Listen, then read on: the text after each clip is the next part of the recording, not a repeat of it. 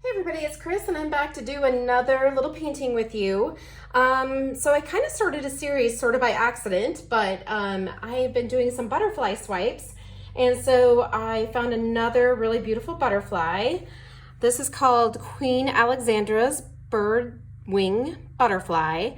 So I've mixed up some bright aqua green and some light blue violet that are Liquitex Basics paints.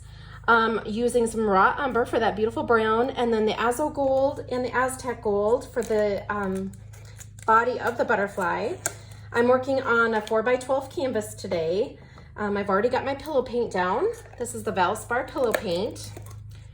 So let's go ahead and get started. I think we'll start with putting down some of the raw umber, and I think I'm going to kind of use a different technique to put my paint down this time, and just kind of see if I can get some color all over with all of the colors represented. So that's the raw umber. And then this is the bright aqua green. So my hope is that I can have all of the colors represented without tipping them off. I've tried this once already and it was not a good way to go because I put my violet down on the bottom, the aqua on the top, and then I ended up tipping off most of my aqua, which made me very sad because I think it's a very, or excuse me, the light blue violet, which I think is a really pretty color. So the Azo gold, I don't want as much of that in there just because it is just the butterfly body that has the Azo gold in it. So I'm just gonna put a little bit. And then I found that using the Pearl X Aztec gold with the Azo gold kind of gives that two-tone beautiful effect. And then there was just the tiniest bit of yellow green in that butterfly picture that I showed you. So I'm just gonna put a couple little touches here and there because I think it's a pretty, it's one of my favorite colors right now, really. I love using the yellow green, but I don't wanna go overboard with it because it's just a little representation. And I don't think we need to be crazy with it, but I do want it to be in the painting. Put just a little bit more here. So I want most of my surface to be covered with color. So it's okay if there's a little bit of white peeking through here and there. But I do want the majority of it to be covered with color. So I'm gonna add just a little bit more here and there just to make sure that we don't have wide open white spaces, just because there's no white in that butterfly. So I don't want a lot of white showing on my canvas here. So, and whenever you do a swipe in the Shelly Art style, the majority of the surface of your white paint is actually covered with color. So we want it to be a really bold representation. I will put the link of the first video that I did on the Shelly Art style so that you can see the recipes that I use. If you're interested in taking the course, there's also a coupon for 15% off.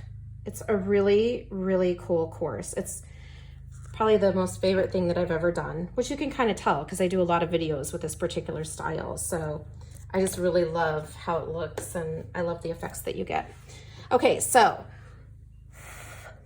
I'm gonna go ahead and use my torch real quick and see if I can pop those bubbles. Because I find that if I have a lot of bubbles, sometimes it creates pits in my painting when I'm done, which kind of makes me sad because that's not really what I want. So I've got my black cell activator. I'm just gonna go ahead and put some of that down on the plastic over here. And then I've got a business card here. So I'm working on a 4x12 little canvas, and I find that the business card is kind of a nice size because it's not super wide, but it gives me that gossamer effect that I want for the butterfly wing. And I'm just gonna go ahead and start up here on the corner and bring it down across the painting.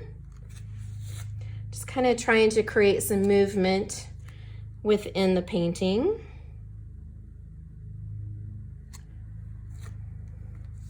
And to really get that wing effect, if you will.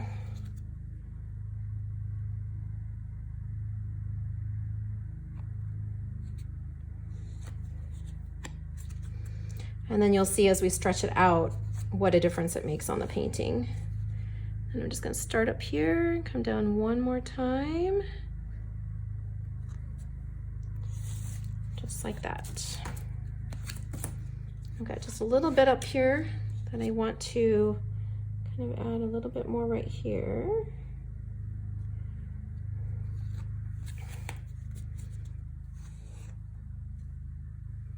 And then I think we'll grab here and come down as well.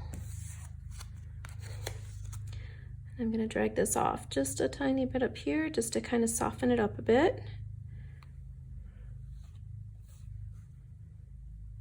And then we're just gonna let this sit here for a minute and see what it's gonna do for us.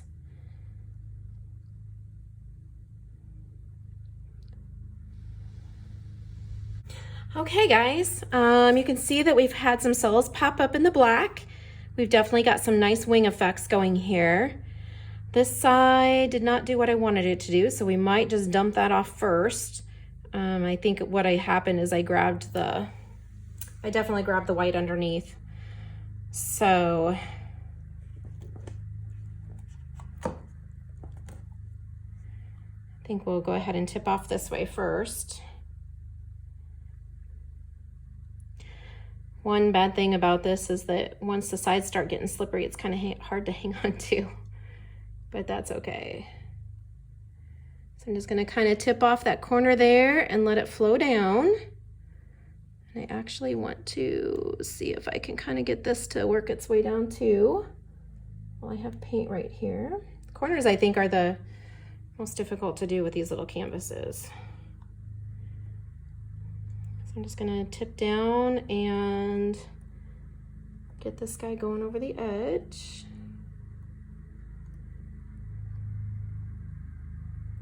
I don't love the white there, but we'll see what happens when we stretch it out more. I'm hoping the color will come back through. All right, so now I'm just gonna go ahead and stretch down. The sides are actually in very good shape right now. So I'm just gonna go down to this other corner and see if I can get that covered. If I can do it without tipping off a lot of paint, maybe I can come back down and work on that one corner.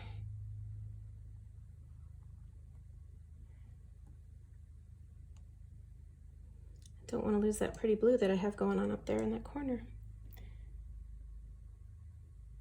There we go. And I'm going to go ahead and tip down while I have the paint over here on this end.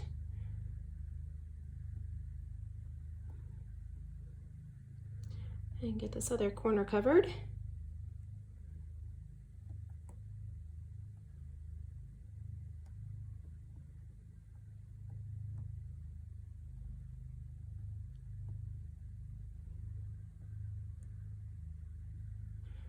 And I think while I have the weight of the paint on this one end, I'm going to see if I can go down and let's see if I can turn this so you guys can see.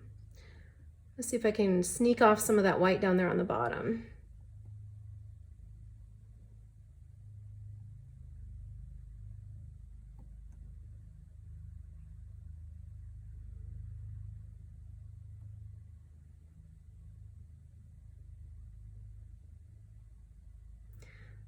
Because I like kind of that orangey part there, but I don't love the white portion that I have.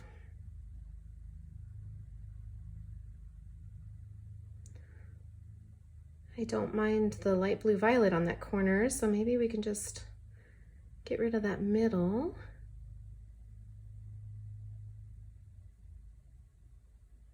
Just like that. And I'm just gonna go ahead and see if I can let this kind of float back down and stretch it a tiny bit more.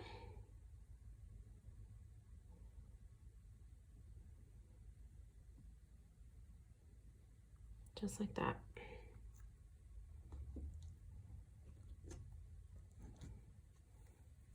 I definitely have messy fingers right now, but that's a great time to touch up the edges, isn't it? I'm just gonna go ahead and touch up my corners real quick here.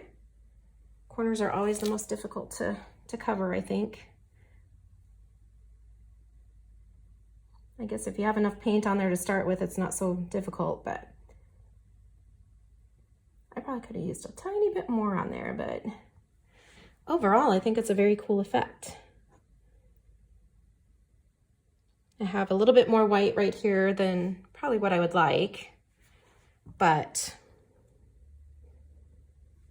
I love the gossamer effect of the cell activator and how it truly does look like a butterfly wing. Could have used a little bit more cells right there, but we definitely have the colors of that butterfly for sure. All right, guys, so that's another completed butterfly pour. If you have any questions, please let me know. Thank you so much for watching today, and I hope you'll give this a try. I'll catch you next time. Bye-bye.